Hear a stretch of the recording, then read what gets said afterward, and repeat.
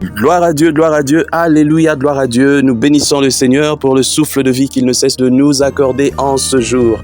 Bienvenue à ce 207e numéro de 1 minute de prière. Chaque jour, nous nous approchons petit à petit. Bientôt, nous allons fêter une année pour ce grand rendez-vous quotidien et nous bénissons le Seigneur. Continuons à prier pour 1 minute de prière chaque jour afin que cette œuvre puisse atteindre les extrémités de la terre. Donc, bienvenue à 1 minute de prière de ce jeudi 15 février 2024. Aujourd'hui, le Seigneur a mis en mon cœur le désir de partager avec vous ce passage de Matthieu chapitre 24, le verset 12. Je lis « Au nom de notre Seigneur Jésus-Christ, parce que le mal ne cessera de croître, l'amour du plus grand nombre se refroidira. Parce que le mal ne cessera de croître, l'amour du plus grand nombre se refroidira. » Mon frère, ma sœur, à chaque fois que je lis ce passage, que je lis d'ailleurs tout ce chapitre 24 de Matthieu, oh, j'ai mal au cœur. J'ai mal en mon cœur parce que je réalise combien est-ce que le monde est en train de courir à sa ruine, à sa fin. Je remarque et je constate la méchanceté des hommes et ça me fait tellement mal. Ça me fait mal jusqu'au plus profond de moi.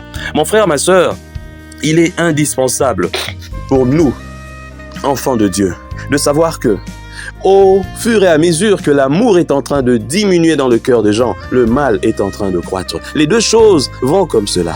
Lorsque l'amour diminue, le mal s'accroît. Et aujourd'hui, on voit beaucoup de choses, même chez ceux qui se font appeler enfants de Dieu. Où est l'amour? Où est l'amour? Il y a tellement la haine, il y a tellement des choses.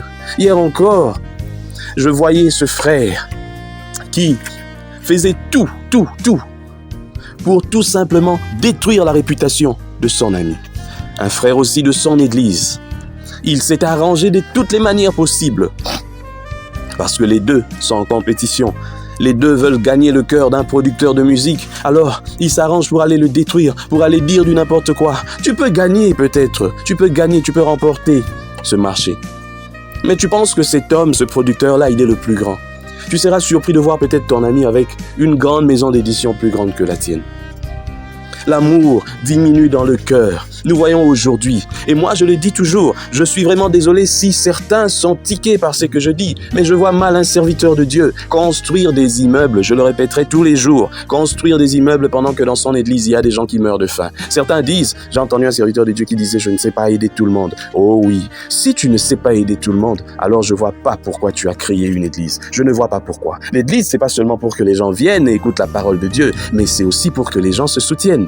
C'est à toi en tant que leader, en tant que papa, en tant que dirigeant, de savoir inculquer dans la tête de tes fidèles que, en réalité, nous sommes ici entre enfants des dieux, frères et sœurs, nous devons nous soutenir parce que lorsque l'église a commencé au tout début, tout le monde était d'un même cœur. Tout le monde était frères et sœurs de tout le monde. Il y avait l'amour, le vrai amour dans le cœur. Il n'y avait pas ce qu'on voit aujourd'hui, l'hypocrisie. On dit juste l'amour dans sa langue.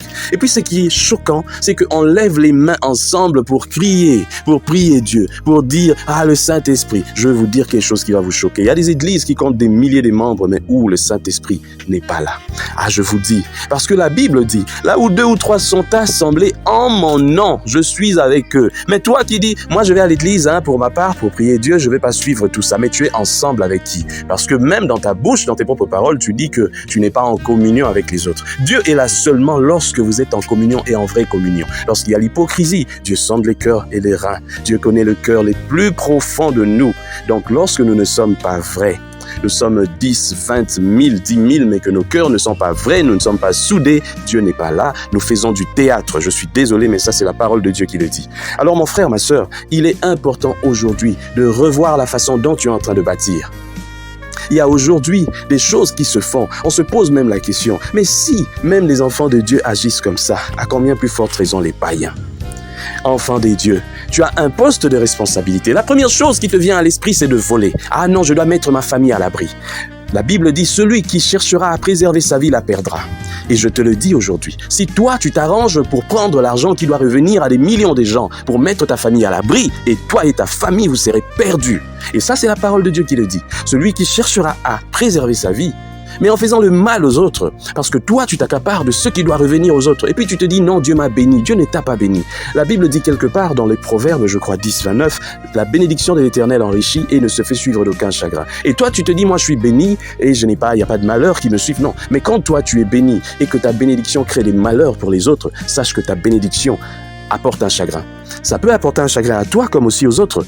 Lorsque ça apporte un chagrin aux autres, sache que tu n'es pas béni par Dieu. Alors, si tu n'es pas béni par Dieu, c'est le diable qui fait ça parce qu'il veut tout simplement causer du chagrin aux autres. Et je te le dis, tu es peut-être dans une église où le pasteur est en train de te caresser parce que toi, tu voles l'argent de l'État. Le pasteur te caresse dans le sens du poil et tu te dis, oui, j'ai la bénédiction. Tu lui donnes des dîmes et puis lui, il en fait ce qu'il veut. Il bouffe ton argent pour rien parce que Dieu ne connaît pas ton argent. Dieu n'a rien à voir avec ton argent. L'argent que tu as d'ailleurs ne te revient pas parce que tu voles, tu es en train de piller les caisses de l'État et quelle que soit la dîme que tu donneras, ça ne va pas racheter ta vie, ça ne va pas racheter l'éternité pour toi, ça ne va pas préserver tes enfants, tu es en train de t'exposer à chaque fois que tu voles l'argent de l'État, tu t'exposes à des sérieuses conséquences.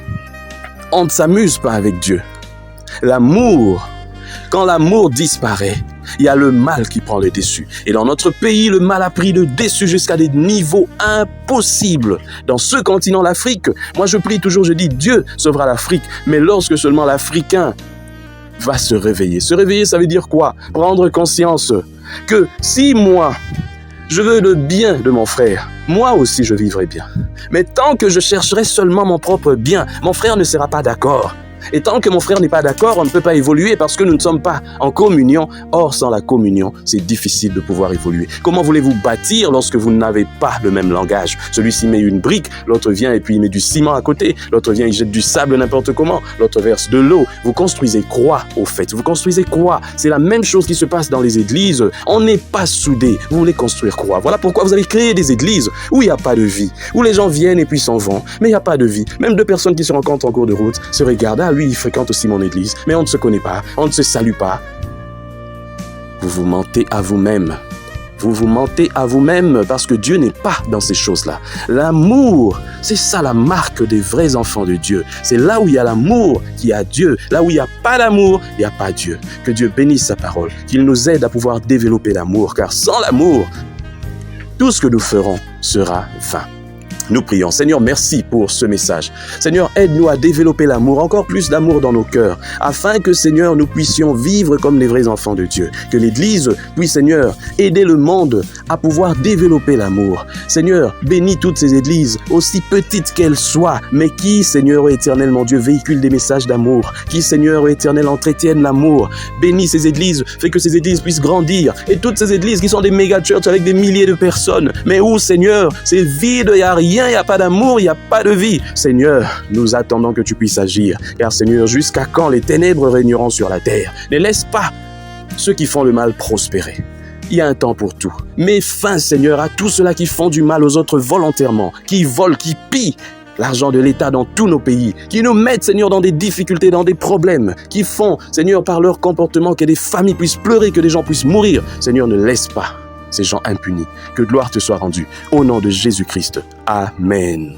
Chers frères et sœurs, dans le Seigneur, vous avez l'occasion de servir Dieu avec votre temps, avec votre intelligence, mais aussi avec vos moyens. Soutenez, restez unis dans 1 minute de prière chaque jour. Écrivez-nous, envoyez vos dons ici. Que Dieu vous bénisse.